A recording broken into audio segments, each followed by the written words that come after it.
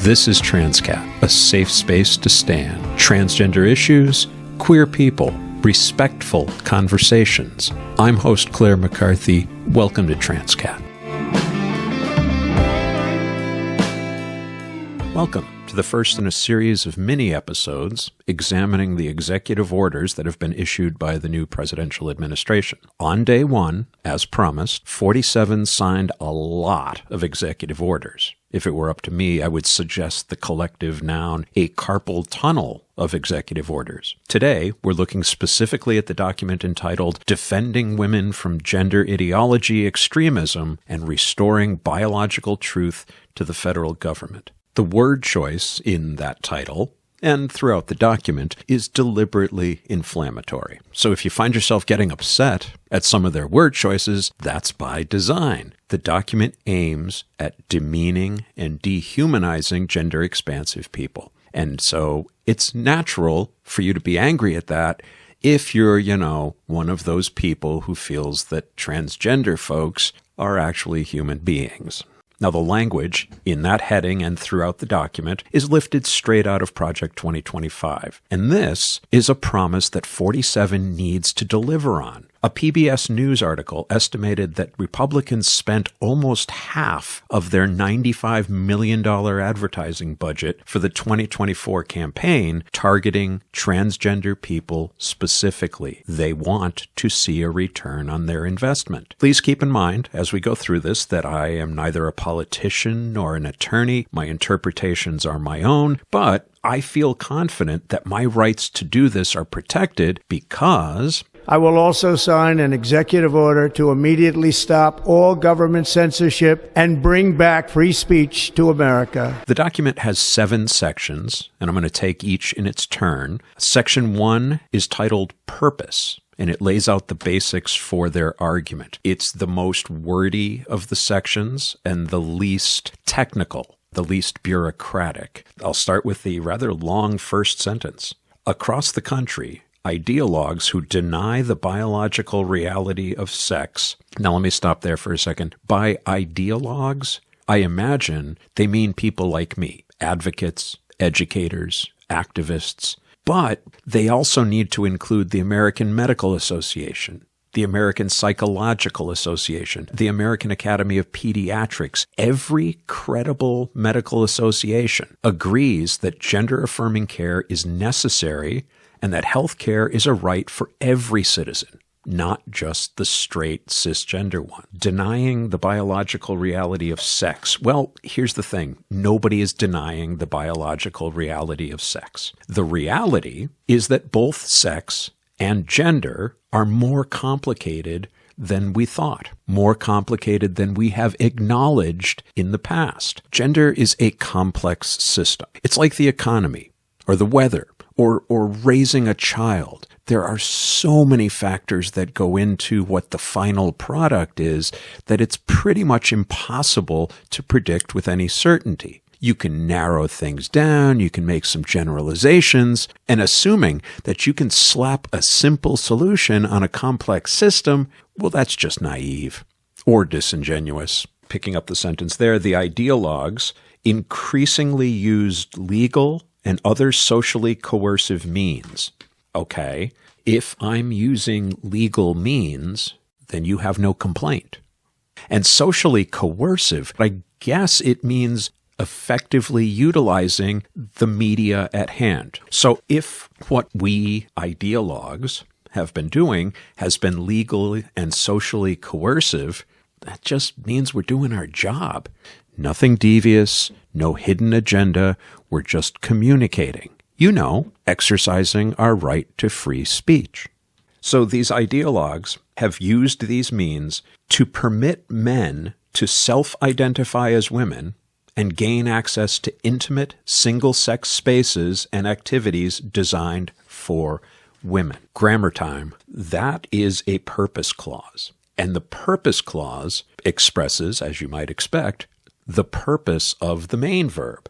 So ideologues have used all means at their disposal for this purpose. Rumor control. No trans woman anywhere at any time has transitioned for the purpose of sneaking into a bathroom or a locker room, and the authors know that. It seems much more a commentary on the mindset of the authors of Project 2025 that this is what they imagine when they try to visualize the lives of trans women. Ooh, hey, we could sneak into the bathroom and listen to women pee. That's a lovely slip you're wearing, Dr. Freud.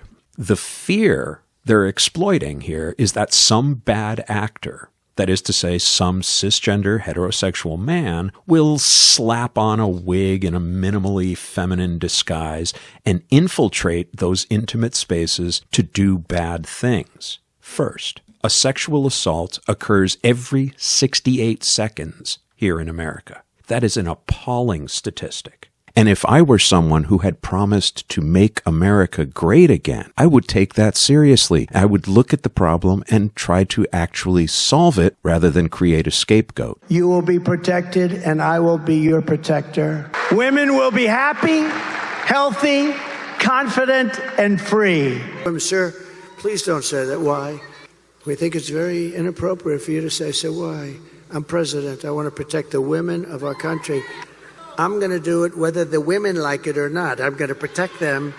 These assaults, the data show, are not perpetrated by trans people. 80% of sexual assaults are committed by somebody the victim knows, and the setting is not a public bathroom. Ergo, there is a problem. The problem is that too many cisgender heterosexual men are sexually assaulting women. Banning me from the bathroom does sweet fuck all to address this problem. Next sentence. Efforts to eradicate the biological reality of sex. Let's start with some etymology. Eradicate is derived from the preposition a in Latin, meaning from, and radix, meaning root. So eradicate means to pull out by the roots. It's a bad metaphor. I would argue that gender-expansive people are adding to the garden, not pruning it. More diversity equals more beauty. So if you are cisgender, that is to say, if you are comfortable with the gender you were assigned at birth, great. Please continue to be that thing. You are part of the diversity that makes this garden beautiful. No one wants you to change. Second paragraph, this unhealthy road is paved by an ongoing and purposeful attack against the ordinary and long-standing use and understanding of biological and scientific terms. Once again, unhealthy road is a bad metaphor. Roads can't be healthy or unhealthy, but it's also meaningless rhetoric. The road I travel is not the road you travel, and the fact that those roads end up in different destinations doesn't make one healthy and one unhealthy. The bit that stands out to me there, though, is the ordinary and long-standing use and understanding of scientific terms. Couldn't the same thing be said of every single medical advance ever? Isn't that why the Catholic Church persecuted Galileo?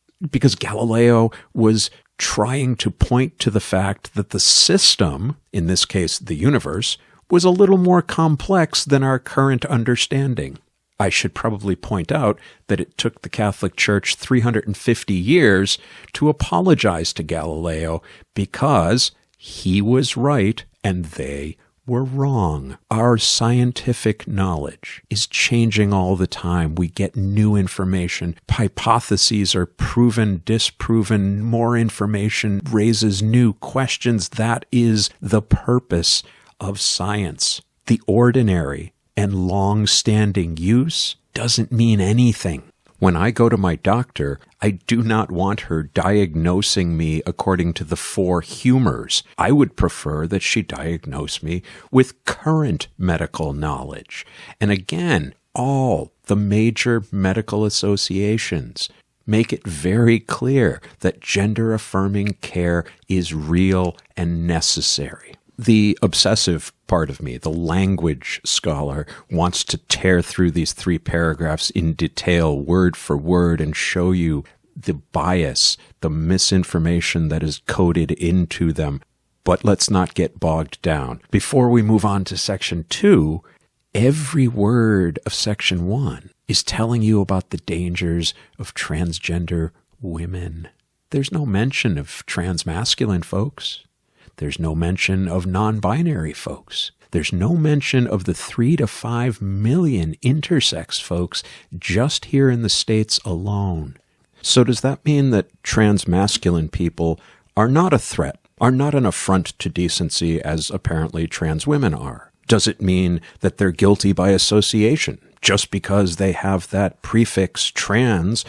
Or could it be that this document is so busy ginning up false alarm about transgender women that it didn't stop to think that there are other varieties of plant in the garden? Section 2 defines sex, women, men, female, male, boy, girl. And that's all fine as far as it goes. Sex and gender are separate things. In brief, sex is all the body stuff, and gender is a social construct. Gender roles and identities vary among cultures and from time period to time period. What society expects of you in terms of gender changes as you age. All gender customs are arbitrary. Consider pants. In ancient Rome, only a barbarian would be wearing trousers. Eleanor Roosevelt wearing trousers to a White House function was an historic first, and the so-called 3-article laws required men to wear a minimum of 3 items of what that society at that time and that place considered menswear. And don't even get me started on the cassocks those priests wear. Sex, on the other hand, I get it when people think that that is more concrete. Hormones, chromosomes, genitalia, secondary sex characteristics. That's what we were taught. But as I previously mentioned, intersex people are born with ambiguous genitalia. Chromosomes. We were taught that it's either XX or XY, but in the real world, there are naturally occurring variations in the number, the structure, and the arrangement of their chromosomes. To say that sex is a binary, you have to do one of two things. Either tell all those people that they don't matter because they don't fit this society's preconceived notions of how nature should work, or you tell them that they need to be fixed. And that, dear listeners, is truly an unhealthy road because it leads to eugenics and forced sterilization. After establishing, quite rightly, that gender and sex are separate things that sometimes overlap in the common language, the document then goes on to conflate the two when it tries to define gender ideology and gender identity. The document says that gender ideology replaces the biological category of sex with an ever-shifting concept of self-assessed gender identity. No, it doesn't. You just established that sex and gender were separate things that might overlap in spots. So if you're saying that sex and gender are distinct, and we're saying that sex and gender are distinct, why are we having this conversation? Section 2, subsection F, includes this sentence. Gender ideology includes the idea that there is a vast spectrum of genders that are disconnected from one sex. That's exactly what you just established. That is true. There is gender and there is sex. Section 3 mandates that the Secretary of Health and Human Services, that would be RFK Jr., produce a report within 30 days about how he's going to enforce this executive order. It then mandates that all federal agencies and government employees enforce laws regarding sex-based opportunities, protections, etc., under the strict revisionist definitions of male and female. So does this mean that gender identity will no longer be a protected category under Director Kash Patel? Agencies and employees must use sex, not gender, in all official communications, even when they're talking about gender, not sex. So does this mean that you'll get fired if you have your pronouns in your email signature? Does it mean that when Caitlyn Jenner visits the Oval Office, that day's schedule will read Mr. Jenner? Homeland Security, that'd be Kristi Noem, and the Office of Personnel Management, which is venture capitalist Scott Cooper, are ordered to ensure government-issued IDs, we're talking passports, visas, and the like, conform to those definitions in Section 2. This likely means that there will be no more such IDs granted to trans people during this administration. But does it mean that they're going to come after those of us who have already changed all of our gender markers? And how much of this will filter down to the states when we're talking about driver's licenses? The loss of federal funding is threatened to those who interpret Title IX as including all persons, the way it's currently written. All government documents are to be scoured and all reference to gender identity is to be removed. That explains why the webpage commemorating Next Benedict was deleted on day one. It does not explain why Matt Shepard's was also deleted since, by all accounts, he was cisgender. Section 4 is titled Privacy in Intimate Spaces. One might anticipate a clarification about public restrooms and locker rooms. Nope. This section makes clear that if I am arrested, I am to be sent to a men's prison because once upon a time, I owned a penis. Ditto rape shelters, and this is insidious. When the right thinks about the victims of sexual assault, they're concerned that they might accidentally provide a safe haven for a trans woman. Shouldn't you be protecting them from those doing the raping?